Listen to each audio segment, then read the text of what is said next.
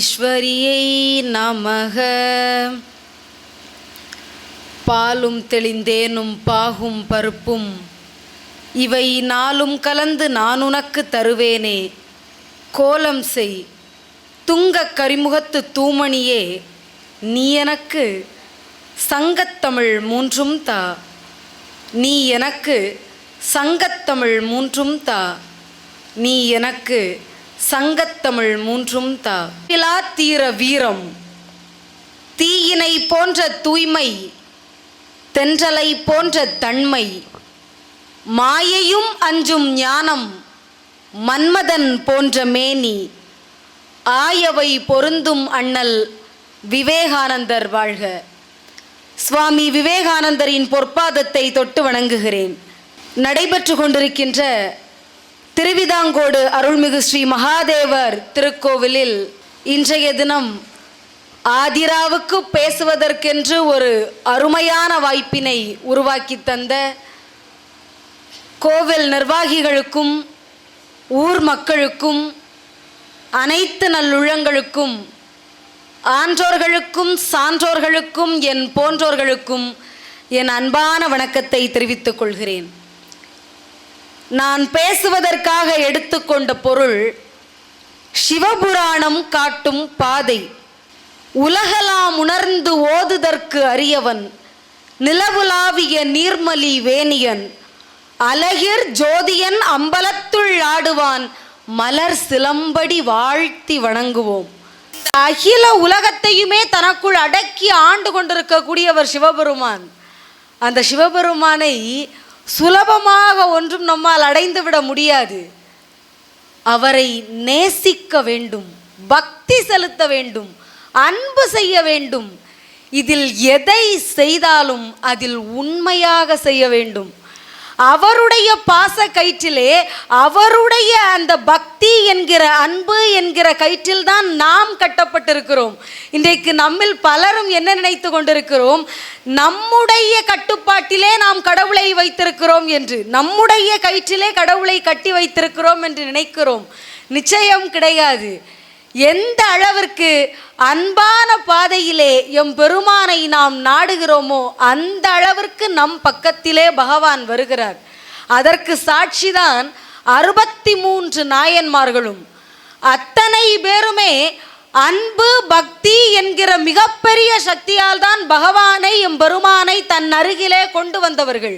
இந்த பூலோகத்தில் வாழக்கூடிய அத்தனை பேருமே எந்த அளவிற்கு உண்மையாக எம்பெருமானை நேசிக்கிறோமோ அந்த அளவுக்கு சுலபமாக நாம் எம்பெருமானை அடைய முடியும். இன்றைக்கு கூட பார்த்தால் இந்த நேரத்திலே சிவபுராணம் காட்டக்கூடிய பாதை, சிவபுராணத்தின் வழி சிவபெருமானுடைய பெருமை என்ன, அதை எப்படி மாணிக்கவாசகர் நமக்கு கொடுத்தார், எதற்காக கொடுத்தார், என்னென்ன சொல்லி இருக்கிறார் என்பதை ஒரு சிறியவளாக எனக்கு உணர்ந்த கருத்துக்களை நான் சொல்வதை கேட்பதற்காக கூட இத்தனை அன்பர்கள் வந்திருக்கிறீர்கள் என்று சொன்னால் உண்மையாகவே இது என்னை காட்டிலும் நம்முடைய புராணங்களின்படி சொல்வார்கள், ஒரு கருத்தை புராணத்தை பற்றி சொல்லக்கூடிய கருத்தை சொல்பவர்களை காட்டிலும் கேட்பவர்களுக்கு அதிக பேறு என்று. அந்த வகையிலே இந்த நேரத்தில் இந்த ஸ்தலத்திலே இத்தனை பேர் சிவபுராணத்தை பற்றி சொல்வதற்கும் கேட்பதற்கும் இருக்கிறோம் என்று சொன்னால் இது நம் எல்லோருக்குமே கிடைத்த மிகப்பெரிய புண்ணியம் என்றுதான் நாம் சொல்ல வேண்டும். காரணம், கடவுளே எழுதி கொடுத்த ஒன்று. இதை அறிவது என்பது நமக்கு கிடைத்த மிகப்பெரிய பேறு என்று சொல்லலாம். ஏனென்றால் மனிதன் மனிதனுக்காக எழுதியது திருக்குறள், மனிதனுக்காக பகவான் சொன்னது பகவத்கீதை, மனிதன் சொல்ல எம்பெருமான் கேட்டது என்பது திருவாசகம். அப்படிப்பட்ட மிகப்பெரிய திருவாசகத்தை, அதில் ஒரு முதல் பகுதியாக இருக்கக்கூடிய சிவபுராணத்தை நாம் எல்லோரும் இன்றைக்கு படித்து கொண்டிருக்கிறோம், உணர்ந்து கொண்டிருக்கிறோம். அதன் வழியாக பலரும் நடப்பதற்கு எம்பெருமானுடைய பெருமைகளை தெரிந்து கொள்வதற்கு முற்படுகிறார்கள். அது இன்றைய உலகிலே இன்றைக்கு நமக்கு தேவைப்படக்கூடிய ஒன்று என்று கூட சொல்லலாம். மாணிக்கவாசகர் அதற்காகத்தான் மிகப்பெரிய ஒரு பொக்கிஷமான சிவபுராணத்தை நமக்கு கொடுத்திருக்கிறார். அவருடைய வரலாறு என்பது மிகச் சிறந்தது. வான் கலந்த மாணிக்க வாசகா, நின் வாசகத்தை நான் கலந்து பாடும் கால் நற்கருப்பன் சாட்டினிலே தேன் கலந்து பால் கலந்து செழும் கனி தீன் சுவை கலந்து ஊன் கலந்து உயிர் கலந்து உவட்டாமல் இனிப்பதுவே. ஊன் கலந்து உயிர் கலந்து உவட்டாமல் இனித்திடக்கூடிய திருவாசகத்தையும் திருக்கோவையாரையும் திருவாக நமக்கு அருளிய மாணிக்க வாசக பெருந்தகையார் திருவாத ஊரிலே அவதரிக்கிறார். பல கலைகளிலுமே சிறந்து விளங்கிய காரணத்தால் அரிமர்த்தன பாண்டிய மன்னன் இவருக்கு தென்னவன் பிரம்மராயர் என்கிற பட்டத்தை சூட்டி தன்னுடைய மந்திரியாக வைத்துக் கொள்கிறார். பல காலங்கள் கழிகிறது, பல ஆட்சிகள் நடக்கின்றது. ஒரு நாள் இந்த அரசன் திருவாத ஊரரை பார்த்து சொல்லுகிறார், நம்முடைய அரண்மனைக்கு நல்ல குதிரைகள் வாங்கி வர வேண்டும், மிக அழகான வலிமையுடைய குதிரைகளை பார்த்து தேர்ந்தெடுத்து வாங்கி வர வேண்டும் என்று சொல்லி பொன்னையும் பொருளையும் கொடுத்து திருவாத ஊரரை அனுப்பி வைக்கிறார். சரி, அரசனே சொல்லி இருக்கிறார் என்று சொல்லி குதிரைகள் வாங்குவதற்காக தனக்கு கிடைத்த பொன்னையும் பொருளையும் எடுத்துக்கொண்டு திருவாத ஊரர் செல்கிறார். செல்கிற வழியிலே திருப்பெருந்துறையை சென்றடைகிறார். அங்கே குருந்த மரத்தடியிலே குருவாக காட்சியளிக்கிறார் சிவபெருமான். சிவபெருமானுடைய திருமுகத்தை பார்த்த பிறகு திருவாத ஊரருக்கு என்ன செய்வதென்றே தெரியவில்லை. தன்னுடைய கரிய தலைமுடி தரையில் படும்படி வீழ்ந்து வணங்கி எழுந்து நிற்கிறார். எம்பெருமானை பார்த்தவுடன் அந்த இடத்தை தாண்டி இன்னொரு இடத்திற்கு செல்ல வேண்டும் என்று கூட தோன்றவில்லை. அவரை பார்த்த இடத்திலேயே, அவரை பார்த்ததற்கு சாட்சியாகவே அங்கேயே ஒரு ஆலயத்தை எம்பெருமானுக்காக உருவாக்க வேண்டும் என்கிற எண்ணம் வருகிறது. தான் குதிரை வாங்குவதற்காக வந்திருக்கிறேன், அதற்காக தான் அரசன் பொன்னையும் பொருளையும் கொடுத்து அனுப்பியிருக்கிறார் என்பதையே மறந்துவிட்டார். தன் கையை பார்க்கிறார், ஒரு ஆலயம் எழுப்புவதற்கு தேவையான பொன்னும் பொருளும் இருக்கிறது, வேறு எதுவும் தோன்றவில்லை. திருப்பெருந்துறையில் ஒரு சிவாலயத்தை அமைத்து கொண்டிருக்கிறார். அரசன் இங்கே காத்து கொண்டிருக்கிறான். என்றைக்கு திருவாத ஊரர் வருவார், குதிரைகள் வாங்குவதற்காக அனுப்பி இருக்கிறோமே, இன்னும் காணவில்லையே என்று சொல்லி அவரை அழைத்து வருவதற்காக படை தலைவர்களை எல்லாம் அனுப்பி வைக்கிறார். இவர்கள் சென்று பார்த்தால் அங்கே சிவாலயத்தை எழுப்பி கொண்டிருக்கிறார் திருவாத ஊரர். அரசர் உங்களை அழைத்து வர சொல்லி இருக்கிறார், வாருங்கள் என்று அழைத்தார்கள். அவர் சொன்னார், அரசனின் சொற்படி ஆவணி மாதம் மூல நன்னாளில் அரண்மனையிலே குதிரைகள் வந்து சேரும், நீங்கள் செல்லுங்கள் என்றார். வந்தவர்கள் எல்லோரும் சென்று விட்டார்கள். சரியாக ஆவணி மாதம் மூல நன்னாளிலே சிவபெருமான் நரிகளையெல்லாம் பரிகளாக மாற்றி அரண்மனைக்கு அனுப்புகிறார். திருவாத ஊரர் தன்மேல் வைத்த பக்தியின் காரணமாக நரிகளையெல்லாம் குதிரைகளாக மாற்றி அரண்மனைக்கு அனுப்பி வைத்து விட்டார். அரசனுக்கும் ஒரே மகிழ்ச்சி. அவர் சொன்னதுபடி குதிரைகள் எல்லாம் வந்து விட்டது, மிகவும் வலிமையான குதிரைகளாக இருக்கிறது என்று சொல்லி மிக்க மகிழ்ச்சியில் இருக்கிறார். அன்றைக்கு இரவே அந்த குதிரைகள் எல்லாம் மீண்டும் நரிகளாக மாறி போகிறது. அரசனுக்கு கோபம். என்னை திருவாத ஊரர் ஏமாற்றி விட்டார், அவருக்கு கடும் தண்டனை கொடுக்க வேண்டும் என்று சொல்லி வைகை நதியில் சுடும் மணலில் நிற்க வைத்து தண்டித்தார். அதை கண்ட வைகை நதியே பெருக்கெடுத்து வருகிறது. தன்னுடைய சீடனுக்காக சிவபெருமான் பிட்டுக்கு மண் சுமந்தார், பிரம்பால் அடிகொள்கிறார்.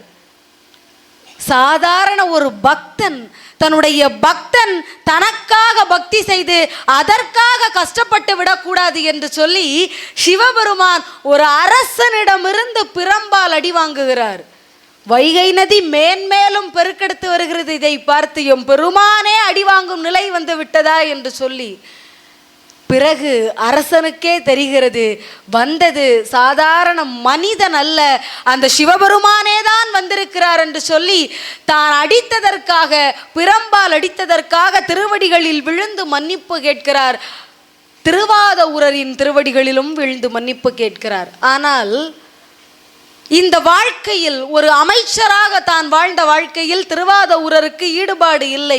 அதனால் அந்த பதவி எல்லாவற்றையும் துறந்துவிட்டு ஒவ்வொரு ஆலயங்களாக சென்று எம்பெருமானை வழிபடத் தொடங்கினார். அந்த நேரத்தில் தான் தில்லையை வந்து அடைகிறார். தில்லையிலே எம்பெருமானுடைய அந்த அழகான முகத்தை பார்த்தவுடன் தன்னை அறியாமலேயே திருவாதவூரருக்கு பாடல் வருகிறது. திருவாசகத்தையும் திருக்கோவையாரையும் பாடத் துவங்குகிறார். எம்பெருமானே நேரடியாக வந்து மாணிக்கவாசகர் கூறியதுபடி இவையெல்லாம் அழகிய திரு சிற்றம்பலமுடையான் எழுதியது என்று கையொப்பமிட்டு மறைந்தார். தில்லைவாழ் அந்தணர்கள் கேட்கிறார்கள், திருவாசகத்தின் பொருள் என்ன என்று. மாணிக்கவாசகர் சொல்கிறார், திருவாசகத்தின் பொருள் நடராஜ பெருமானே என்று சொல்லி ஆனி மாதம் மக நன்னாளில் நடராஜ பெருமானிடம் ஐக்கியமாகிறார்.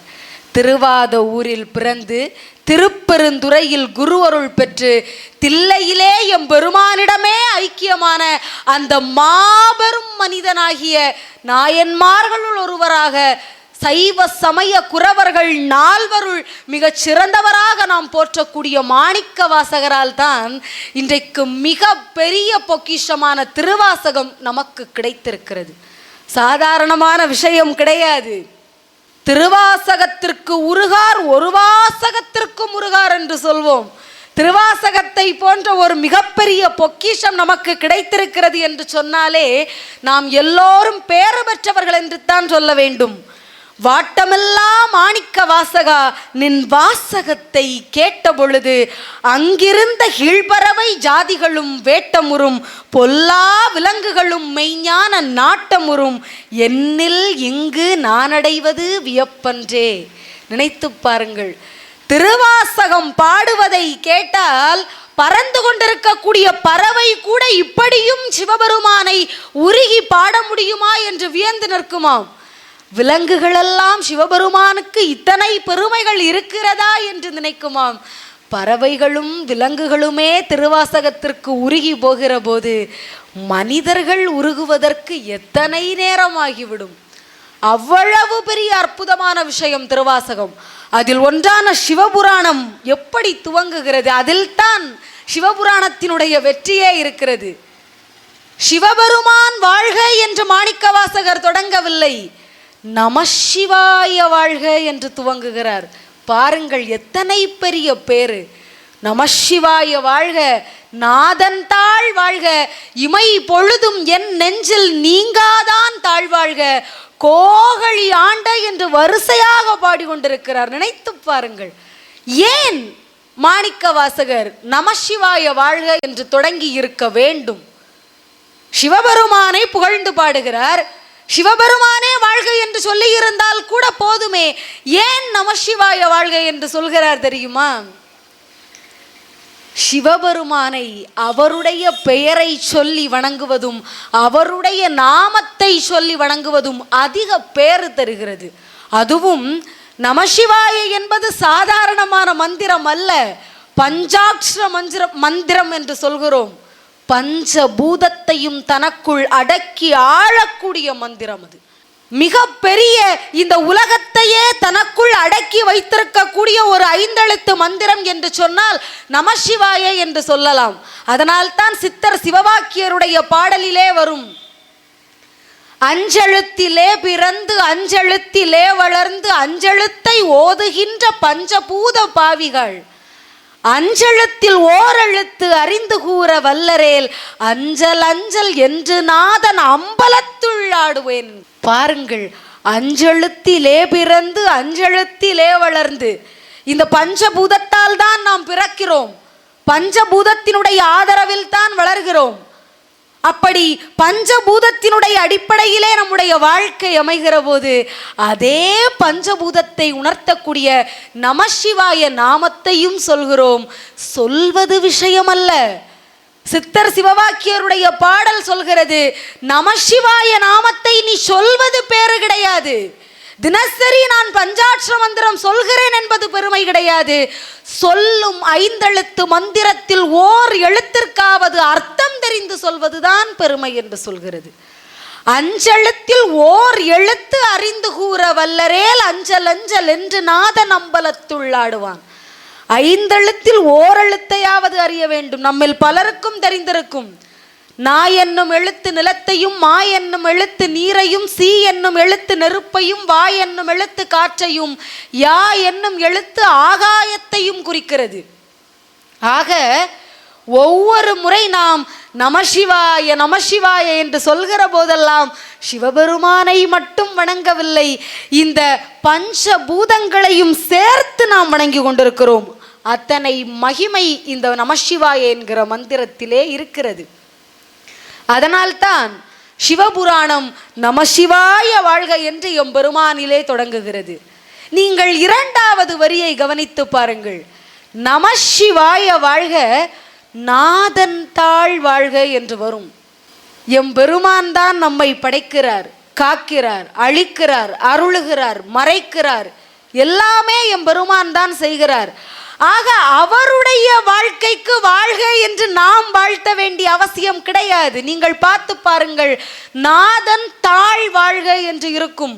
எம்பெருமானுடைய திருவடி வாழ்க என்று மாணிக்கவாசகர் வாழ்த்துகிறார்.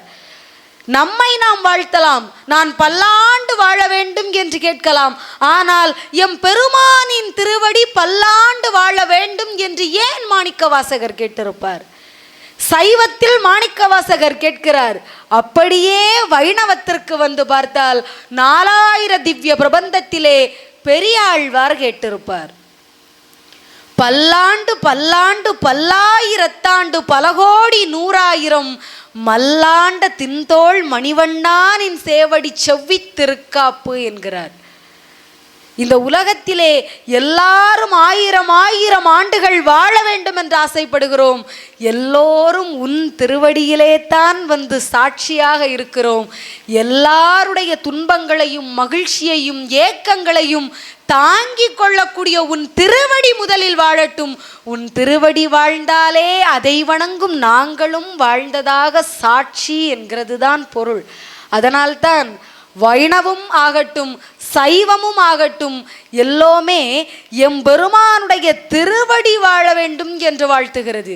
எம்பெருமானுடைய திருவடி வாழ்ந்தாலே அதை சாட்சியாக வைத்து வாழக்கூடிய நாமும் பல்லாண்டு ஆயிரங்கள் வாழ முடியும், பல 100 ஆண்டுகள் வாழ முடியும். எல்லாமே நமக்கு இதைத்தான் சொல்லி தருகிறது. ஒவ்வொரு புலன்களையும் பெருமானுடைய புலன்களை பாடியவர்கள் கூட உண்டு. திருஅங்க மாலை என்று ஒரு பதிகமே உண்டு. தலையே நீ வணங்காய் தலைமாலை தலைக்கு அணிந்து என்று பாடுகிறார்கள். எம்பெருமானுடைய தலையில் தொடங்கி கண்களில் தொடங்கி இதழில் தொடங்கி கைகள் புஜங்கள் கால்கள் என்று அத்தனை உறுப்புகளையும் வருணித்து பாடிய பாடல்களும் உண்டு. காரணம், எம்பெருமானை நாம் வணங்குகிற போது, அவரை நாம் மகிழ்ச்சியோடு பூஜிக்கின்ற போது நம்முடைய வாழ்க்கை மேம்படும் என்பதால் தான் சிவபுராணம் முழுவதும் எம்பெருமானுடைய புராணத்தையே அடியொற்றியதாக வருகிறது. அதில் ஒரு 2 அடிகள் தாண்டி பார்க்கிற போது ஏகன் அநேகன் இறைவனடி வாழ்க என்று இருக்கும். இரண்டுமே 2 பொருள். ஏகன் என்றால் ஒருமையை குறிக்கும், அநேகன் என்றால் பல வடிவங்களை குறிக்கும். வேதத்திலே வரும் ஏகம் சத் விப்ரா பகூதா வதந்தி என்று. என்ன பொருள்? இறைவன் ஒன்றுதான். ஞானிகள் அந்த இறைவனை பல வடிவங்களில் பார்க்கிறார்கள்.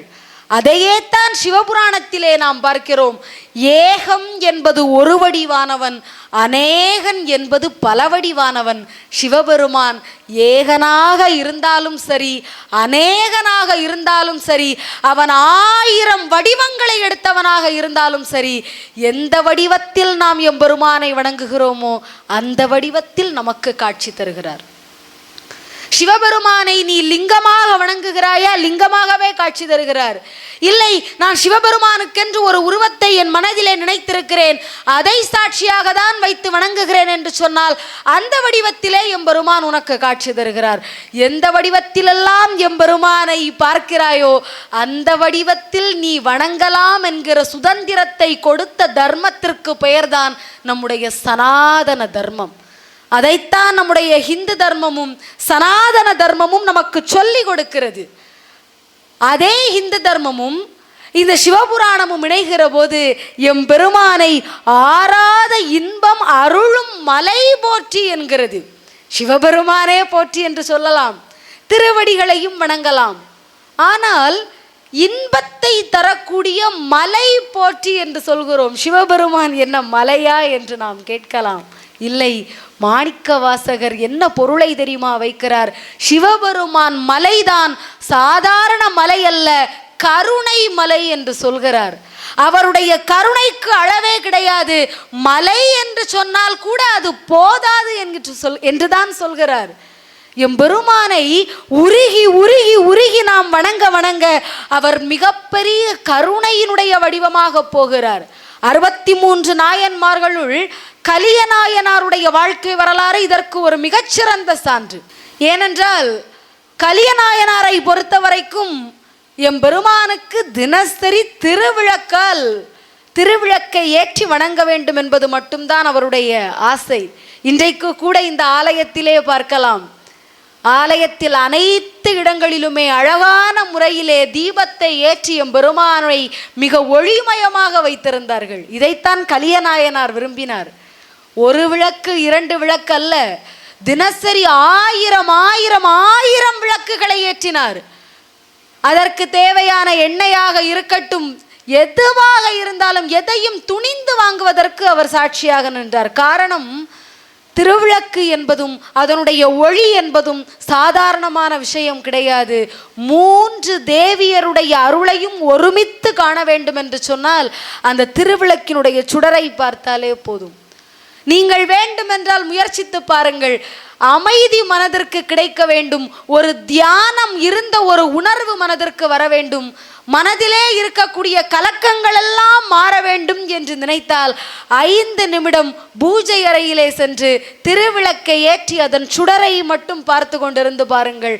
தானாக ஒரு நிதானம், ஒரு அமைதி, ஒரு ஆத்ம திருப்தி என்பது நம்முடைய மனதிற்கு ஏற்படும். ஆனால் பஞ்சபூதங்களிலே மிக மிக உயர்வானது தீபம்தான். அதனால்தான் எந்த ஒரு நிகழ்ச்சியாகட்டும், எந்த ஒரு நல்ல செயல்களாகட்டும் தொடங்குவதற்கு முன்பாக திருவிளக்கை ஏற்றுகிறோம். ஏன் தெரியுமா? பஞ்சபூதங்களிலே நிலத்தை எடுத்து பாருங்கள். நிலத்திலே ஒரு குப்பையை நீங்கள் போட்டீர்கள் என்று சொன்னால் அது அதே இடத்தில் அப்படியே தான் கிடக்கும். தண்ணீரில் போட்டால் கூட பார்த்தால் அப்படியே தான் தெரியும், எத்தனை ஆழம் சென்றாலும் ஓரளவு தெரியும்.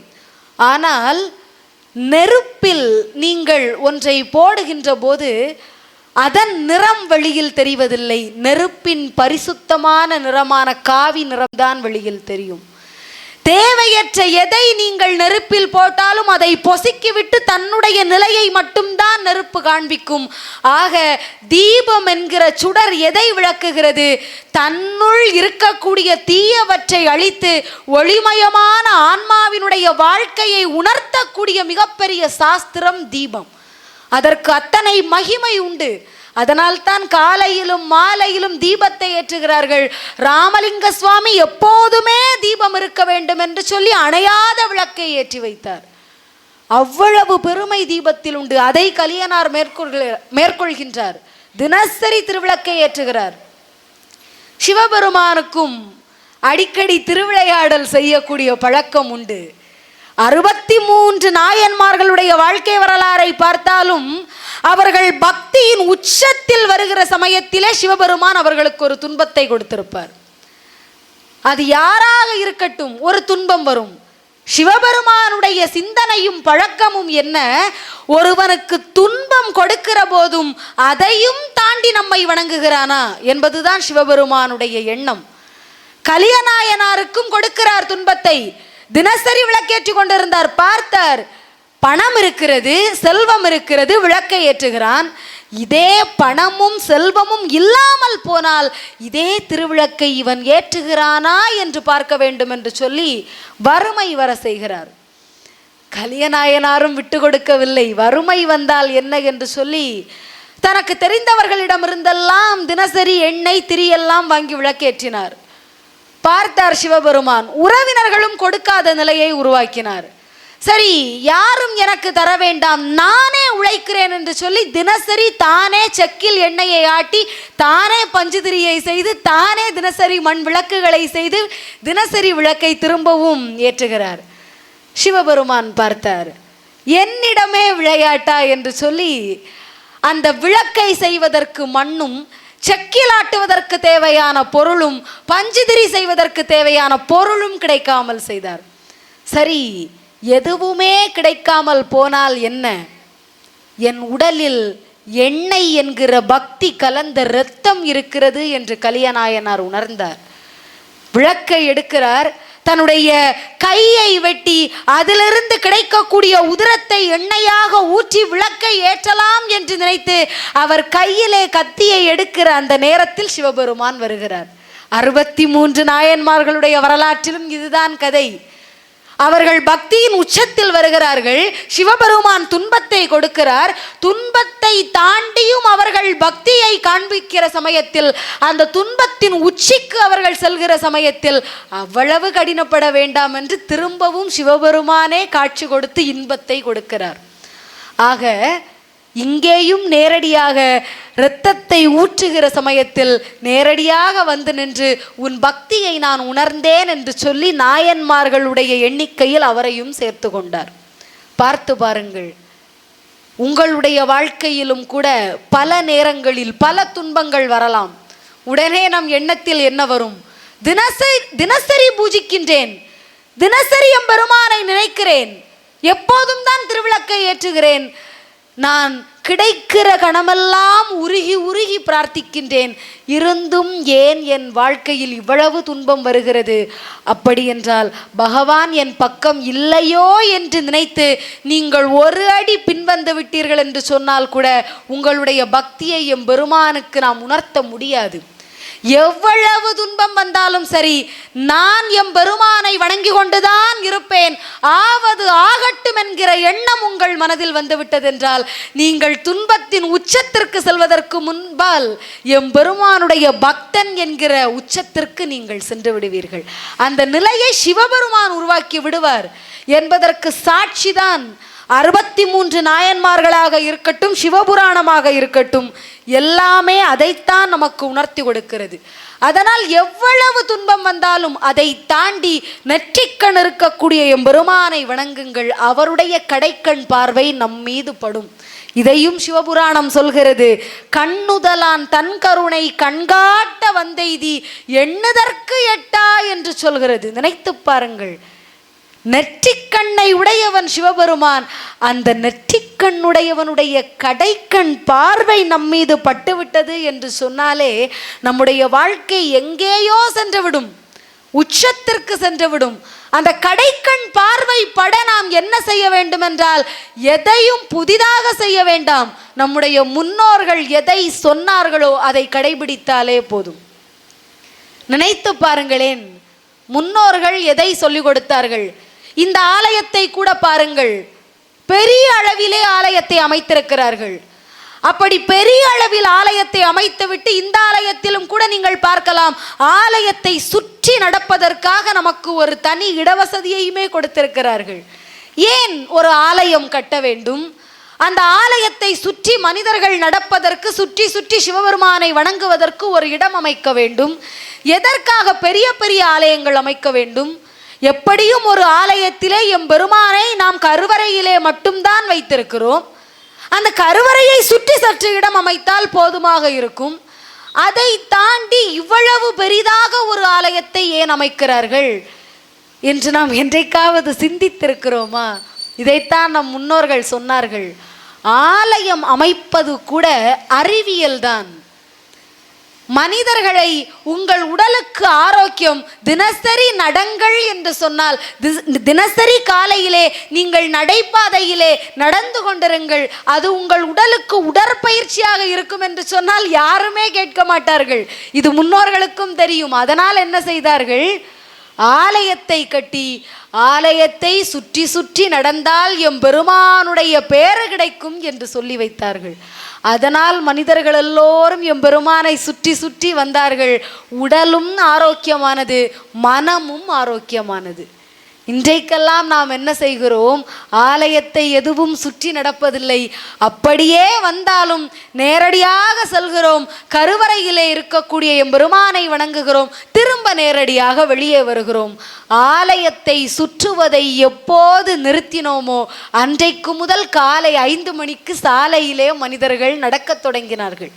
முன்னோர்கள் சொன்னதை மீறிய பிறகு நவீன யுக காலத்திலே அதே ஒன்றை தன்னுடைய உடற்பயிற்சியாக தான் உருவாக்கி கொண்டார்கள். அதே போலத்தான் பண்டைய காலத்திலெல்லாம் ஒரு மாலை வேளை வருகிற போது அனைவரும் வேலைகளை எல்லாம் முடித்துவிட்டு வீட்டின் முற்றத்திலே அமர்ந்து கதை பேசுவார்கள். ஒன்றை ஒன்று சார்ந்து கதை பேசுகிற போது அல்லது ஒருவரை பற்றி சிரித்து பேசுகிற போது தானாக அனைவருக்கும் ஒரு நகைச்சுவை உணர்வு வரும். தானாக அத்தனை பேரும் சிரித்தார்கள், மகிழ்ச்சியாக இருந்தார்கள். ஆக அன்றைக்கு சிரிப்பு என்பது இயற்கையாக அவர்களுடைய பழக்கத்தின் வழியாக வந்தது.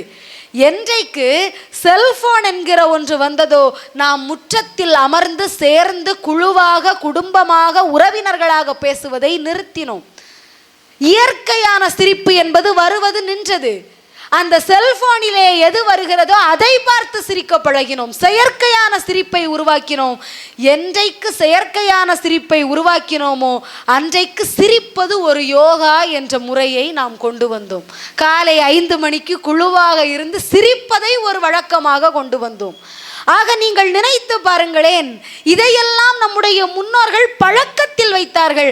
அதை நாம் வழக்கமாக மாற்றாததால் இன்றைக்கு புதிய நடைமுறைக்கு மாறி இருக்கிறோம். எல்லாமே அறிவியல் தான். எல்லாம் மட்டும் நம்முடைய முன்னோர்கள் சொல்லித்தரவில்லை. அறிவியலை ஆன்மீகத்தில் சேர்த்து குழைத்து நமக்கு கொடுத்தார்கள். இரண்டையும் சேர்த்து நாம் கற்றோம். இன்றைக்கு அதை தனித்தனியாக பிரித்து நாம் பார்க்க தொடங்கிய பிறகு தனித்தனி வேலையாக செய்து கொண்டிருக்கிறோம் இரண்டையும். இதைத்தான் ஒரு கவிதையிலே அழகாக சொல்வார்கள். மனிதா நில், மனசாட்சியை கேள், பிழையானவன் நீயே. ஊரெங்கும் கோவில் வைத்தான் உனக்காக, நீயோ உறக்கமே உன்னதம் என்றிருந்தாய். வாசலிலே சாணமிட்டு மாக்கோலம் போடென்றான், மடத்தனம் இதுவென்று மமதையில் நீ இருந்தாய். தீட்டுள்ள நாட்களில் தனி இடத்தில் வைத்திருந்தான், அறிவியல் பெரிதென்று அத்தனையும் மடமை என்றாய். வாசலிலே பானை வைத்து கால் கழுவி வர சொன்னான், கவர் போட்ட செருப்பிருக்க கழுவுவது வீணென்றாய். இந்த ஜெகத்திற்கு காரணம் ஆதி நாராயணன் என்றான், நீயோ தானாக வந்தாய் என்றாய். பெருமாளுக்கு துளசி இலையை படைத்து தீர்த்தமாக குடி என்றான், நீயோ குடியின் போதையில் மடியே சிறந்ததென்றாய். ஆக எல்லாவற்றையுமே நாம் மாற்றி இருக்கிறோம். அத்தனையும் அறிவியலே. எப்போது நீ அறிவாய்? நினைத்து பாருங்கள். எல்லாமே அறிவியல் சார்ந்து தானே நம்முடைய முன்னோர்கள் சொல்லிக் கொடுத்திருக்கிறார்கள். அதையெல்லாம் மீறினோம். இன்றைக்கு நவீன யுகத்திலே புது புது நோய்களால் நாம் துன்பப்படுகிறோம். அன்றைக்கு வைத்ததெல்லாம் கலாச்சாரம் மட்டுமல்ல, நம்முடைய பாதுகாப்பு முறை. அதையெல்லாம் பண்டைய கலாச்சாரம் என்று சொல்லி எப்போது நாம் ஒதுக்கினோமோ அப்போதிலிருந்து இன்றைக்கு புதிய வாழ்க்கையில் நவீன யுகத்தில் பல இடர்களை சந்தித்து கொண்டிருக்கிறோம். நம்முடைய சனாதன தர்மம் மட்டும் என்று சொல்ல முடியாது. சங்க இலக்கியங்களும் சரி, நம்முடைய அத்தனை புராணங்களும் சரி, ஆகமங்களும் சரி, ஏன் 2000 ஆண்டுகளுக்கு முன்பாக வந்த திருக்குறள் என்று நாம் தமிழர்கள் எல்லோரும் பெருமையாக சொல்கிறோமே, அந்த திருக்குறளும் சரி, குழல் இனிது யாழ் இனிது என்பர் தன் மக்கள் மழலை சொல் கேளாதவர். ஒரு கணவனும் மனைவியும் திருமணமான அந்த புது காலங்களிலே பேசிக்கொள்கிறார்களாம். மனைவியை பார்த்து கணவன் சொல்கிறான், உன்னுடைய முத்து போன்ற அழகான பற்களை உடைய என்னுடைய மனைவியே, நீ மீட்டும் யாழை விட யார் இந்த உலகத்தில் அழகாக யாழ் வாசிக்க முடியும் என்று. மனைவி சொல்கிறாளாம், என்னுடைய யாழ் கூட ஒருவேளை தோற்று போகும், என் கணவன் வாசிக்கக்கூடிய குழலோசைக்கு இணையாக இந்த உலகத்தில் யார் குழல் வாசிக்க முடியும் என்று. 2 பேரும் மாறி மாறி புகழ்ந்து கொள்கிறார்கள். காலம் உருண்டோடுகிறது. 2 பேருக்கும் ஒரு குழந்தை பிறக்கிறது. அந்த குழந்தை தன் முற்றாத வாயிலிருந்து முதிராத வார்த்தைகளை உதிர்த்து அழகாக மழலை மொழியிலே பேசுகிறது. அந்த கணவனும் மனைவியும் தெரிந்து கொள்கிறார்கள், நம்முடைய யாழ் எங்கே இருக்கிறது, குழல் எங்கே இருக்கிறது, நம் குழந்தையின் மழலை சொல்லுக்கு முன்னால் அத்தனையும் தோற்று போனதே, இதுவல்லவா சிறந்த சொல் என்று தன்னுடைய குழந்தையின் முதல் சொல்லை எண்ணி எண்ணி பாராட்டுகிறார்கள். திருக்குறள் வரிசையாக வருகிறது. ஒரு குழந்தை பிறந்தவுடன், அந்த குழந்தை பேசுகிறவுடன் ஒவ்வொரு நிகழ்ச்சியிலும் பெற்றோர்கள் மகிழ்ந்து மகிழ்ந்து வருகிறார்கள். அதே பெற்றோர்கள் எப்போது தெரியுமா முகம் சுளிக்கிறார்கள்? திருக்குறள் அதையும் சொல்கிறது. தன் மகன் தனக்கு முன்னால் இந்த உலகமே தவறு என்று சொல்லக்கூடிய மதுவை அருந்திவிட்டு தன் முன்னால் தன் மகன் வந்து நிற்கிற போது, அவன் பிறந்த போது மகிழ்ச்சி அடைந்த தாய், அவன் பேசுகிற போது மகிழ்ச்சி அடைந்த தாய், அவன் மது அருந்தி முன்னால் நிற்கிற போது இவனை பெற்றுவிட்டோமே என்று ஒரு நொடி தாயாக இருந்தாலும் முகம் சுளிக்கத்தான் செய்கிறாள். திருக்குறள் அப்படித்தான் சொல்லித் தருகிறது. தாயே முகம் சுளிக்கிறாள் என்று சொன்னால் இந்த சமூகம் எந்த அளவிற்கு அந்த இளைஞனை ஒதுக்கி வைக்கும் என்று சிந்தித்து பாருங்கள். ஆக இந்த சமூகமே ஒதுக்குகிறது என்று சொன்னால் அது எவ்வளவு பெரிய ஒரு தவறான செயலாக இருக்க முடியும். பாருங்கள், திருக்குறள் ஒரு குழந்தை பிறக்கிற போது அடைந்த மகிழ்ச்சியையும், பேசுகிற போது அடைந்த மகிழ்ச்சியையும், தற்போது ஒரு மகன் வளர்ந்த போது மது அருந்துவதால் வந்த வருத்தத்தையும் சொல்கிறது. அடுத்ததாக சொல்கிறது தாயையும் மகனையும் பற்றி. ஈன்றாள் பசி காண்பாள் ஆயினும் செய்யற்க சான்றோர் பழிக்கும் வினை. தன்னை பெற்ற தாய் பசியிலே இருந்தால் கூட, ஐயோ என் தாய் பசியில் இருக்கிறாளே, அவளுடைய பசியை ஆற்ற வேண்டுமே என்று சொல்லி தவறான செயலை செய்து அதன் மூலம் சம்பாதித்து உன்னுடைய தாயினுடைய பசியை ஆற்றி விடாதே. தாயின் பசியை ஆற்றுவதற்காக நீ தவறான செயலை செய்துதான் பசியாற்ற வேண்டும் என்று சொன்னால் அதற்கு அவள் பசியோடு இருப்பது எவ்வளவோ மேலானது என்கிறது திருக்குறள். ஆக ஒரு இளைஞனை பார்த்து நீ தவறு செய்யாதே, மது அருந்தாதே என்று சொன்னால் அவன் கேட்க மாட்டான். ஒவ்வொரு இளைஞனுக்கும் தாய் என்பவள் மிக மிக பெரிய தெய்வமாக தன்னுடைய மனதில் வைத்திருப்பான். அதனால் தான் வள்ளுவர் தாயை வைத்தே சொல்கிறார், தாய் முகம் சுளிக்கும்படியும் நடந்து கொள்ளாதே, தாயே பசியில் இருந்தாலும் தவறு செய்யாதே என்று சொல்கிற போது தவறே நீ செய்யாதே என்பதைத்தான் மிக அழகான முறையிலே அவர் உணர்த்தியிருக்கிறார். ஆக எந்த நிலையிலும் தவறு செய்யாமல் எப்போதும் தன்னுடைய கடமையை மட்டும் செய்து இறைவனை வணங்குவதைத்தான் சிவபெருமானும் விரும்புகிறார். சிவபுராணமும் அதைத்தான் சொல்கிறது. நீ கடவுளை மட்டும் வணங்கு என்று எந்த சமயமும் நமக்கு சொல்லித்தரவில்லை. 24 மணி நேரமும் எம்பெருமானை மட்டுமே நினைத்து எம்பெருமானை மட்டுமே நினைத்து உருக வேண்டும் என்பது அல்ல. கடமையை செய்துவிட்டு கடவுளை வணங்க வேண்டும். மனிதனாக பிறந்த நம் ஒவ்வொருவருக்கும் ஒவ்வொரு நிலையில் ஒவ்வொரு கடமை இருக்கிறது. குழந்தையாக இருக்கிற போது ஒரு கடமை, இளைஞனாக இருக்கிற போது ஒரு கடமை, சற்று வளர்கிற போது படிக்க வேண்டும், வேலைக்கு செல்ல வேண்டும் என்கிற கடமை, ஒரு கணவனாகிற போது குடும்பத்தை கட்டமைக்க வேண்டும் என்கிற கடமை, சற்று வளர்ந்து ஒரு தந்தை என்கிற நிலையை அடைகிற போது தன் குழந்தையை நல்ல பள்ளியிலே சேர்த்து அவளை நல்ல முறையில் படிக்க வைக்க வேண்டும் என்கிற கடமை. அதே தந்தை இன்னும் ஒரு படி மேலே சென்று வளர்ந்து ஒரு மிக உயரிய நிலையை அடைகிற போது தான் பெற்ற குழந்தைக்கு நல்ல முறையில் ஒரு வரனை அமைக்க வேண்டும் என்கிற கடமை. அதே தந்தை வரனை அமைத்த பிறகு ஒரு தாத்தா என்கிற நிலையை அடைகிற போது தன்னுடைய பேர குழந்தைகளை நல்ல முறையில் வழிநடத்த வேண்டும் என்கிற கடமை. ஆக பிறந்து குழந்தையாக இருப்பது முதல் மரணிக்கிற வரைக்கும் கடமை இருக்கிறது மனிதனுக்கு. அந்த கடமைகளை செய்துவிட்டு எவன் ஒருவன் கடவுளை வணங்குகிறானோ அவன் தன்னுடைய வாழ்க்கையிலே எம்பெருமானை அடைகிறான். தனக்கான கடமைகளை எல்லாம் மறந்துவிட்டு எப்போதும் எம்பெருமானை வணங்குவதே என் கடமை என்று இருந்தால் இன்றைய உலகத்தில் நாம் மிக சுலபமான வாழ்க்கையை வாழ்ந்துவிட முடியாது என்பது உண்மை. அப்பூதியடிகளாருடைய வாழ்க்கை என்பது இதற்கு சிறந்த சான்று. கடமையை செய்து எம்பெருமானை வணங்கினார். அவருடைய வேலை வேறு எதுவும் இல்லை, தினசரி அன்பர்களுக்கு தொண்டு செய்ய வேண்டும் என்று ஆசைப்பட்டார். தினசரி அன்பர்களுக்கு தொண்டு செய்வதை தன்னுடைய மிகப்பெரிய கடமையாக வைத்திருந்தார். தண்ணீர் பந்தலை அமைத்தார். யாராவது சிவனடியார்கள் அந்த வழியாக வந்தால் வெயில் காலம், தாகமாக இருக்கும், தண்ணீராவது அருந்தட்டுமே என்று சொல்லி மிக உயரிய மனதிலே தண்ணீர் பந்தலை அமைக்கிறார். அந்த தண்ணீர் பந்தல் முழுவதுமே திருநாவுக்கரசர் தண்ணீர் பந்தல், திருநாவுக்கரசர் தண்ணீர் பந்தல் என்று எழுதியிருந்தார். ஒரு நாள் அந்த வழியாக திருநாவுக்கரசரே வருகிறார். பார்க்கிறார், இத்தனை சிவனடியார்கள் செல்லக்கூடிய இந்த பாதையில் இந்த ஒரு இடத்தில் மட்டும் ஏன் இவ்வளவு கூட்டம் இருக்கிறது என்று சொல்லி பக்கத்தில் சென்று பார்த்தால் ஒரு அழகான தண்ணீர் பந்தல் இருக்கிறது.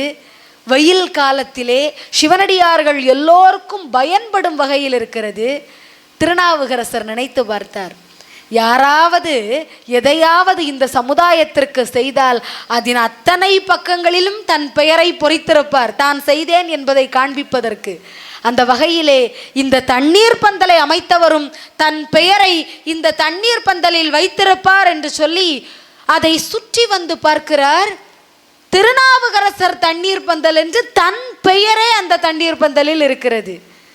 நினைத்து பார்க்கிறார், நான் தான் தண்ணீர் பந்தலை அமைக்கவில்லையே, அப்படி இருக்க இந்த இடத்தில் யார் தண்ணீர் பந்தலை வைத்திருப்பார் என்று சொல்லி அந்த பக்கத்திலே இருந்த ஒரு மனிதரை அழைத்து கேட்டார், ஐயா இந்த தண்ணீர் பந்தல் அமைத்தது யார் என்று. அவர் சொன்னார், எங்கள் ஊரில் அப்பூதி அடிகளார் என்று ஒருவர் இருக்கிறார், அவருக்கு யாரோ திருநாவுக்கரசரின் மீது அதிக அன்பு, அதனால் இந்த தண்ணீர் பந்தலை அமைத்து அதை சுற்றி திருநாவுக்கரசருடைய பெயரை வைத்திருக்கிறார் என்று.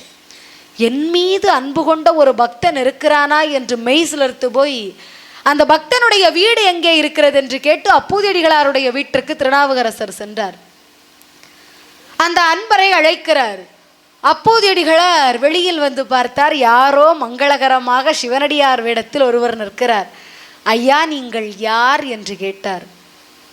திருநாவுக்கரசர் சொல்கிறார், சூலை என்கிற மிகப்பெரிய நோயால் ஆட்கொள்ளப்பட்ட பிறகும் கூட எம்பெருமான் அருளால் அந்த நோயிலிருந்து மீண்டெடுக்கப்பட்டு உன் முன்னால் நிற்கிறேனே, நான் தான் நீ வணங்கிய திருநாவுக்கரசர், என்னை கூட உனக்கு தெரியவில்லையா என்று கேட்டார்.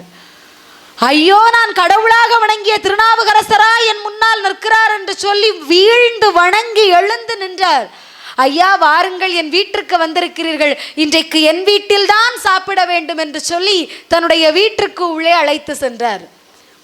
தன்னுடைய தெய்வமே தன் வீட்டிற்கு வந்திருக்கிறது என்பதால் அறு சுவை உணவுகள் எல்லாவற்றையும் தன்னுடைய மனைவியை வைத்து சமைத்தார். உணவு சமைத்து முடிக்கிற நேரத்தில் தான் நினைவுக்கு வருகிறது, உணவெல்லாம் சமைத்து விட்டோம், சாப்பிடுவதற்கு நல்ல இலை இல்லையே என்று சொல்லி தன்னுடைய மூத்த மகனை அனுப்பி வைத்தார். நம்முடைய வாழை தோட்டத்திற்கு சென்று அழகான வாழை இலைகளை பறித்து வா என்று. அவனுக்கு மகிழ்ச்சி, நல்ல தந்தை தாயேவ நான் இது செய்யப்பட்டேன் என்று ஒல்லையில் புகுந்து தோட்டத்துள் புக்கும் பெரிய வாழை மல்லலம் குறித்தினும் ஈரும் பொழுதினும் வாழரா ஒன்று அல்லலு சழுங்கி சோர அங்கையில் தீண்டிற்றன்றே. மிக மகிழ்ச்சியோடு வாழை தோட்டத்திற்கு செல்கிறான்.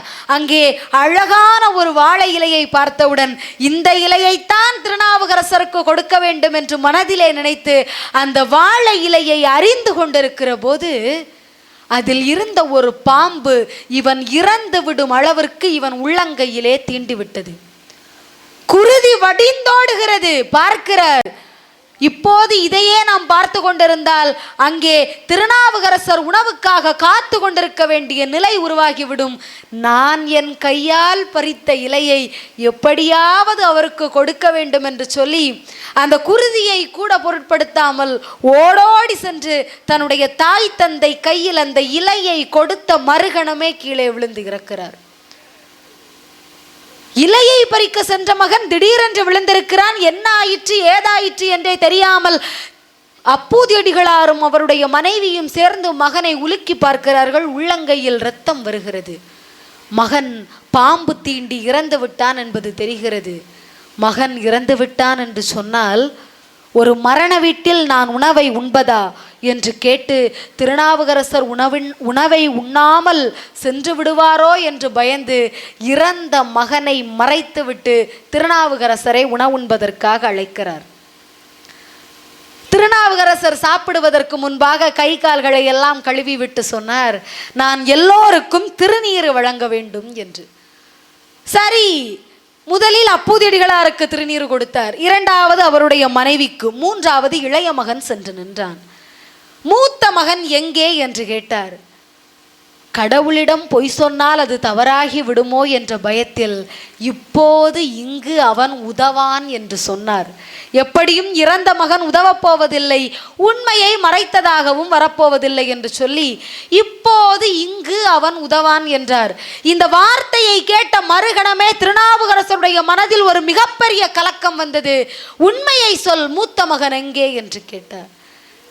தாய்க்கு கண்ணீரை கட்டுப்படுத்த முடியவில்லை, அழுது கொண்டே சொன்னாள், என்னுடைய மகன் இறந்து விட்டான் என்று. இறந்த மகனை காட்டுங்கள் என்று சொன்னார். காண்பிக்கிறார்கள். ஒன்றுகொலாம் என்று தொடங்கக்கூடிய பதிகத்தை திருநாவுக்கரசர் பாடுகிறார். இறந்த மகன் உயிர் பெற்றெழுந்து நின்றான்.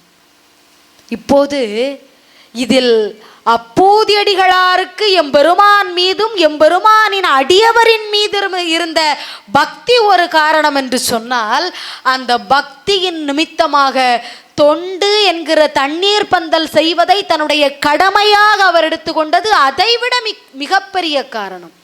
ஆக முடிந்தவரை இந்த உலகத்திலே எதையுமே நாம் கொண்டு போக போவது இல்லை. உதவி செய்யுங்கள், தொண்டு செய்யுங்கள். எதைத்தான் நாம் கொண்டு போக போகிறோம்? சிவபுராணம் அழகாக காட்டுகிறது மனித வாழ்க்கையை.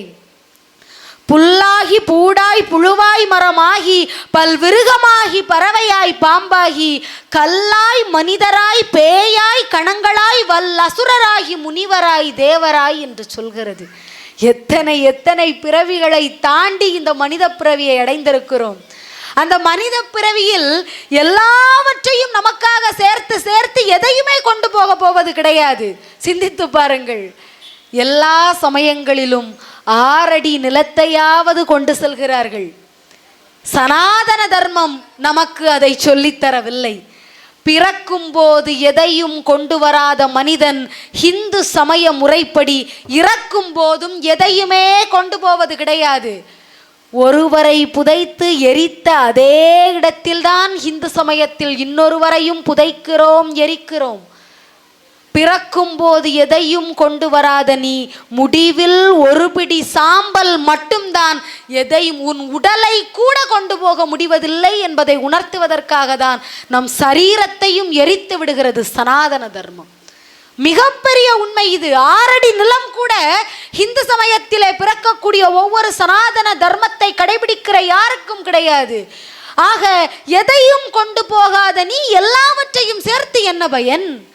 அரிது அரிது மானிடராய் பிறத்தல் அரிது, அதனினும் அரிது கூன் குருடு செவிடு பேடு நீங்கி பிறத்தல் அரிது என்றாள் ஔவை.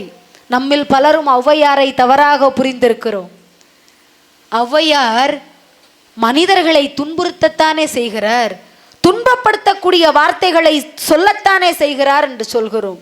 ஏன் ஔவையார் எப்படி கூன் குருடு செவிடு பேடு என்று சொல்லலாம்?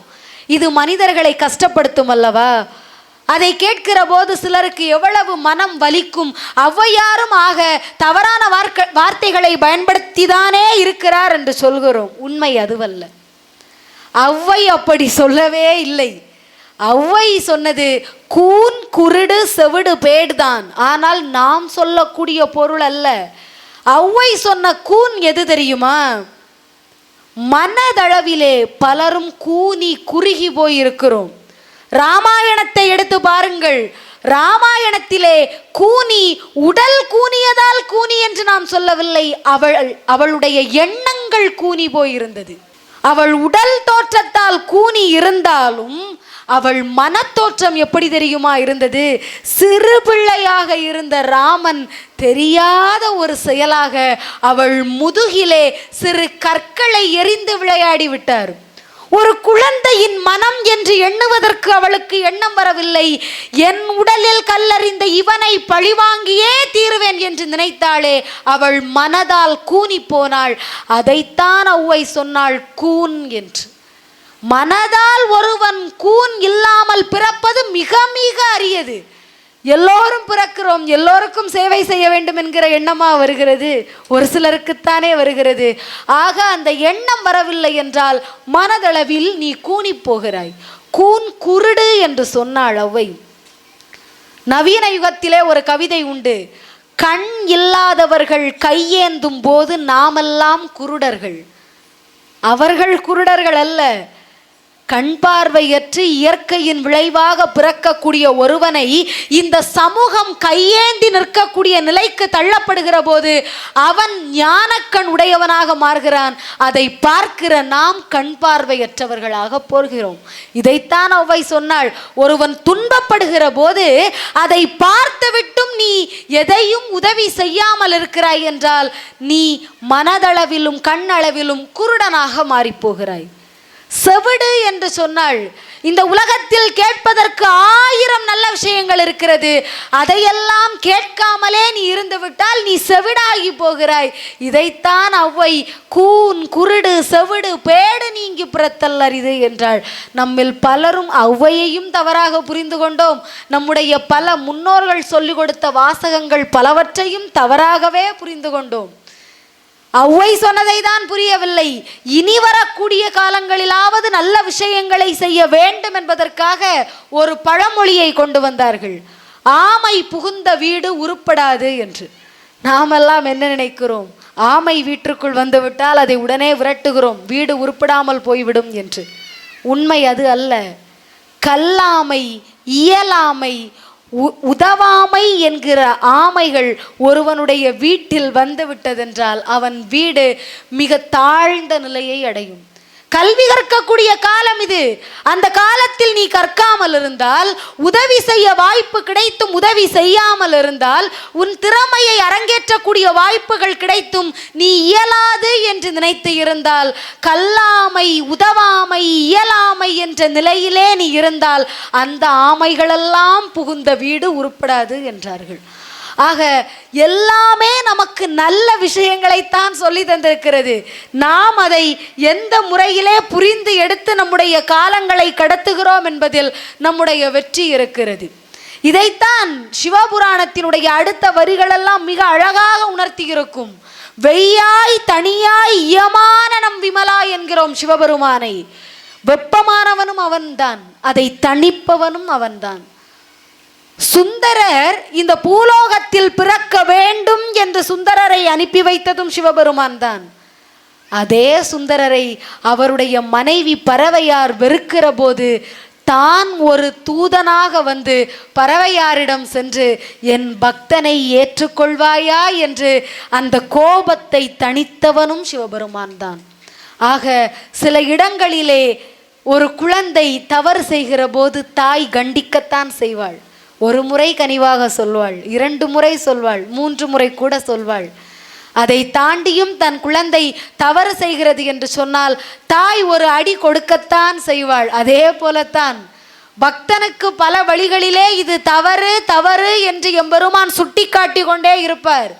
அதை தாண்டியும் அதே தவறை தான் நான் செய்வேன் என்றிருந்தால் சில துன்பங்களை கொடுக்கத்தான் செய்வார். தாய் அடித்தால் அதன் பிறகு தாயிடம் பேசாமலா இருக்கிறோம்? அடுத்த கணமே அழுதுவிட்டு தாயிடம் தானே அரவணைப்பை தேடி செல்கிறோம்.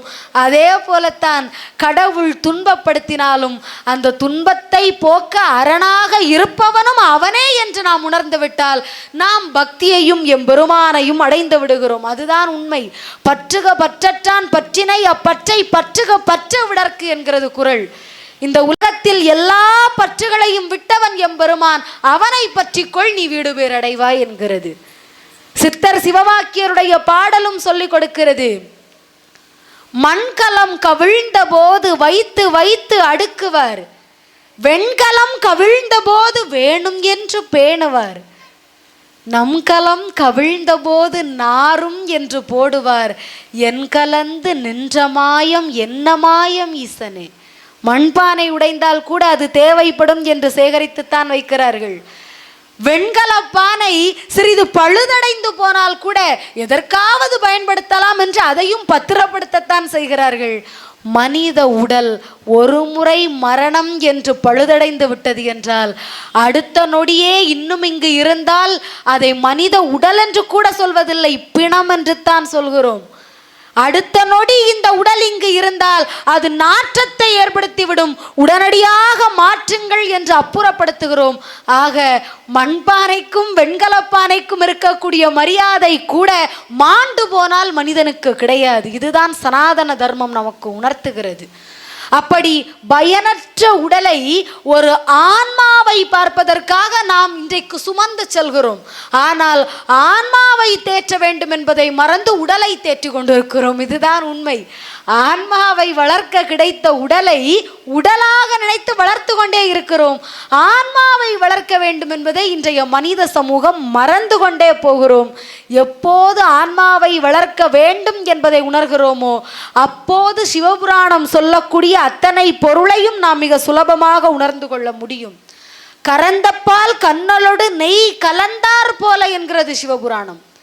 சாதாரண பால், பசுவினுடைய பால் சாதாரணமாக காய்ச்சி அருந்தினாலே சுவையாகத்தான் இருக்கும்.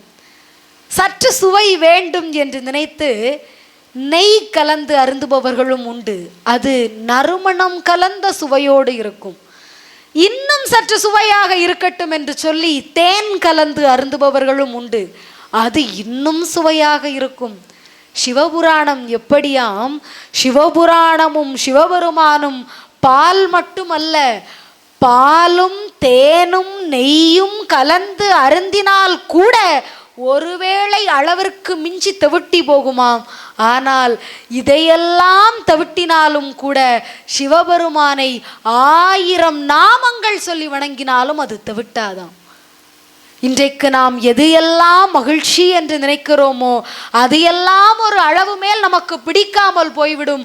ஆனால் 60 வயதிற்கு மேல் போதும் என்று நினைக்கிறோமே ஆன்மீகம், அதுதான் ஒரு காலத்திற்கு பிறகு இதை சிறு வயதிலே கடைபிடித்திருந்தால் இன்றைக்கு நான் எங்கேயோ இருந்திருப்பேனோ என்கிற எண்ணத்தை நமக்கு உருவாக்கிவிடும். அதனால் கிடைக்கிற காலங்களிலேயே பயன்படுத்துங்கள். ஞாயிற் கிடையாய் கிடந்த அடியேற்கு தாயினும் சிறந்த தயாவான தத்துவனே, நாய் போல இந்த உலகத்திலே நான் கிடக்கிறேன். என்னை ஒரு தாயாக அரவணைத்து இன்றைக்கு இந்த தரணியிலே தலை சிறந்த இடத்திலே எம்பெருமான் வைத்திருக்கிறார். அவருடைய கடைக்கண் பார்வை நம் மீது படாமல் போயிருந்தால், நாம் வணங்காமல் போயிருந்தால் இன்றைக்கு நம்முடைய நிலை எப்படி இருந்திருக்கும் என்பது கூட நமக்கு தெரியவில்லை. ஒரு தாயாக அரவணைக்கக்கூடியவனாக சிவபெருமான் இருக்கிறார். ஆனால் அந்த சிவபெருமானையே வணங்கிவிட்டு நாம் இன்றைக்கு என்ன தெரியுமா செய்கிறோம்? ஒரு தவறை நாம் செய்கிற போது அது சரியானது என்று சொல்கிறோம். அதே தவறை நமக்கு ஒருவர் செய்கிற போது அது தவறானது என்று சொல்கிறோம். உணர்ந்து பாருங்கள். ஒரு தவறை நாம் செய்கிற போது அது சரியாகிறது, நமக்கு ஒருவர் செய்கிற போது அது தவறாகிறது. புரியும்படியே சொல்கிறேன். 2 திருடர்கள் சேர்ந்து திருடுவதற்காக செல்கிறார்கள். ஒரு வீட்டிலே இரவோடு இரவாக 1,00,000 ரூபாயை திருடி விட்டார்கள். இரவாகிவிட்டது. அந்த ஊரிலிருந்து இன்னொரு ஊருக்கு வருகிற போது காட்டு வழியாக வருகிறார்கள். மிக இருட்டாக இருக்கிறது. பார்க்கிறார்கள், சரி இன்றைக்கு இரவு இந்த காட்டில் ஏதாவது ஒரு மரத்தடியிலே உறங்கிவிட்டு நாளை காலையிலே எழுந்து செல்லலாம் என்று முடிவெடுத்து விட்டார்கள். 2 திருடர்களில் ஒரு திருடன் தான் அந்த 1,00,000 ரூபாயையும் தன்னுடைய மடியிலே கட்டி கொண்டான். 2 பேரும் உறங்குகிறார்கள். இந்த உறக்கத்திலே மடியில் பணத்தை கட்டி வைத்திருக்கக்கூடிய திருடன் நினைக்கிறான், காலை வரை நாம் இங்கேயே உறங்கி கொண்டிருந்தால் காலையில் எழுந்தவுடன் பணத்தை பிரிக்க வேண்டியது இருக்கும். 1,00,000 ரூபாயில் 50,000 அவனுக்கு வரும், 50,000 எனக்கு வரும். இப்போது இவன் உறங்கி கொண்டிருக்கும் போதே நான் எழுந்து ஓடிவிட்டால் 1,00,000 ரூபாயும் எனக்குத்தான் கிடைக்கும் என்று சொல்லி இரவோடு இரவாக அந்த 1,00,000தோடு அவன் ஓடிவிடுகிறான். காலையிலே இந்த இன்னொரு திருடன் எழுந்து பார்க்கிறான். அவன் மட்டும் மரத்தடியிலே கிடக்கிறான். 1,00,000த்தையும் காணவில்லை, அந்த திருடையனையும் காணவில்லை. உடனே அவன் கடவுளை பார்த்து சொல்கிறான், கடவுளே உனக்கு கண் இல்லையா? இந்த நாட்டில் இன்னும் இப்படி திருட்டு எல்லாம் நடந்து கொண்டிருக்கிறது, இதை தண்டிக்காமல் இருக்கிறாயே. ஒருவன் திருடி கொண்டு போயிருக்கிறான், நீ இப்படி பார்த்து கொண்டிருக்கிறாயே. இந்த திருடுவது என்பது தவறான செயல் அல்லவா? இந்த உலகத்தில் ஏன் இன்னும் இது நடக்கிறது என்றானாம். நினைத்து பாருங்கள். அவன் கொண்டு வந்ததே திருட்டு பணம். அப்போது அவனுக்கு அது தீய செயல் என்று தெரியவில்லை.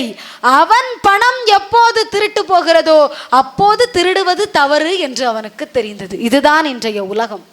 இன்றைய உலகத்திலே எல்லாமே செய்கிறோம், ஆனால் நமக்கு செய்கிற வரை அது நல்லது, நமக்கு நடக்கிற வரை அது நல்லது. நல்ல விஷயங்கள் எல்லாம் நமக்கு நடக்க வேண்டும். அதே நல்ல விஷயம் இன்னொருவருக்கு நடக்கக்கூடாது. ஒரு தீய விஷயம் என்றால் அது நமக்கு நடக்கக்கூடாது, மற்றவர்களுக்கு நடக்கலாம். இப்படி எல்லாமே நமக்கு சார்ந்து என்று நினைக்கக்கூடிய தன்மை மாறி எப்போது எல்லாம் எல்லாரும் பெற்று இன்புற்று வாழ வேண்டும் என்கிற பல்லுயிருக்காக எண்ணக்கூடிய பன்மை சார்ந்த பக்தி நோக்கு வருகிறதோ அப்போது நம் மனம் பக்குவப்படுகிறது. பக்குவப்படுகிற போது பக்தி என்பது தானாக வருகிறது. அதைத்தான் சிவபுராணத்தின் இறுதி வரிகள் எல்லாம் வருகிற போது, தேற்றனே தேற்ற தெளிவே என் சிந்தனையுள் ஊற்றான உண்ணார் அமுதே உடையானே வேற்றுவிகார விடக்குடம்பின் உட்கிடம்ப என்று சொல்கிறது. தேற்றனே என்னை தேற்றி எடு, என்னுடைய வாழ்க்கையிலே எப்படியாவது என்னை தேற்றி தேற்றி உச்சத்தில் கொண்டு வைத்து விடு, நான் என் வாழ்க்கையிலே வீடு பேறு அடைய வேண்டும் என்று சொல்கிறது. அல்லர் பிறவி அறுப்பானே ஓ என்று சொல்லற்கு அறியானை சொல்லி திருவடிக்குள் சொல்லிய பாட்டின் பொருள் உணர்ந்து சொல்லுவார் செல்வர் சிவபுரத்தில் உள்ளார் சிவனடிக்குள் பல்லோரும் ஏத்த பணிந்து என்கிறது. நான் முன்பே சொன்னேன், முதல் வரியே நமசிவாய என்று தொடங்குகிறது. நமசிவாய என்று சொல்வது எவ்வளவு பேரோ அதைவிட மிகப்பெரிய பேரு நமசிவாயத்தின் பெருமையை உணர்ந்து சொல்வது. அதே போலத்தான் இறுதி வரி சொல்கிறது, சிவபுராணத்தை நாம் படிப்பதோ அதை தினசரி சொல்வது பேரோ அதைவிட அதிக பேரு அதன் பொருளை உணர்ந்து சொல்வது. சிவபுராணம் சிவனுடைய இந்த தன்மைகளைத்தான் சொல்கிறது, சிவனுடைய இந்த புராணங்களைத்தான் சொல்கிறது, மனிதன் எப்படி வாழ வேண்டும் என்பதைத்தான் சொல்கிறது என்று அதன் பொருளை உணர்ந்து நீ சொன்னால் நீ வெற்றி பெறுகிறாய். பொருளே தெரியாமல் ஏதோ நம்முடைய முன்னோர்கள் எழுதி வைத்திருக்கிறார்கள் என்று அதை தினசரி உச்சரிப்பதால் மட்டும் பலன் கிடையாது. ஆக தினசரி எம்பெருமானுடைய நாமத்தை சொல்லுங்கள். அது சிவபுராணம் மட்டும் என்றல்ல, எல்லா நாமங்களையும் சொல்லுங்கள். சொல்கிற எல்லா நாமத்தின் பெருமையை உணர்ந்து சொல்லுங்கள்.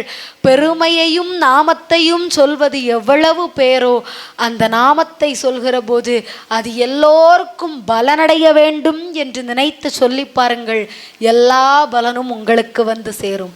ஹிந்து தர்மத்தையும் சனாதன தர்மத்தையும் பொறுத்த வரைக்கும் பொதுநலத்தோடு எண்ணுங்கள் எண்ணுங்கள் என்றுதான் சொல்லித்தரும். பொதுநலம் என்பது பொதுநலம் அல்ல, அது உங்கள் சுயநலம்.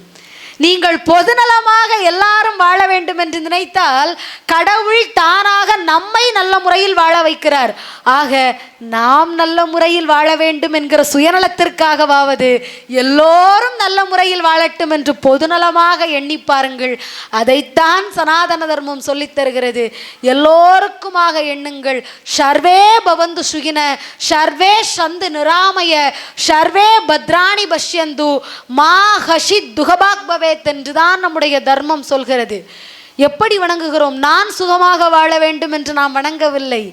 எல்லோரும் சுகமாக வாழ்க, எல்லோரும் நோயின்றி வாழ்க, எல்லோருக்கும் மங்களம் உண்டாகுக, ஒருவருமே துன்புறுதல் கூடாது என்று தானே நம்முடைய தர்மம் சொல்லியது. அதை கடைபிடியுங்கள். அந்த தர்மம் சொன்னபடி வாழுங்கள். சிவபுராணம் வகுத்த பாதைப்படி வாழுங்கள். எந்த துன்பம் வந்தாலும் கடந்து நின்று எம்பெருமானை வணங்கினால் என்னை கடந்து எனக்குள்ளே அவன் வருவான் என்று நம்புங்கள்.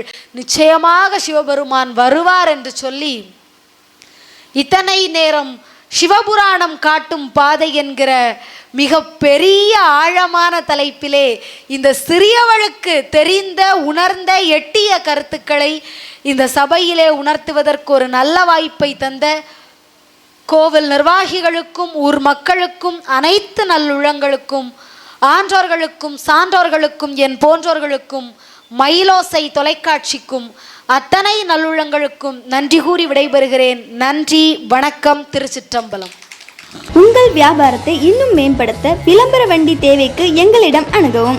9443554244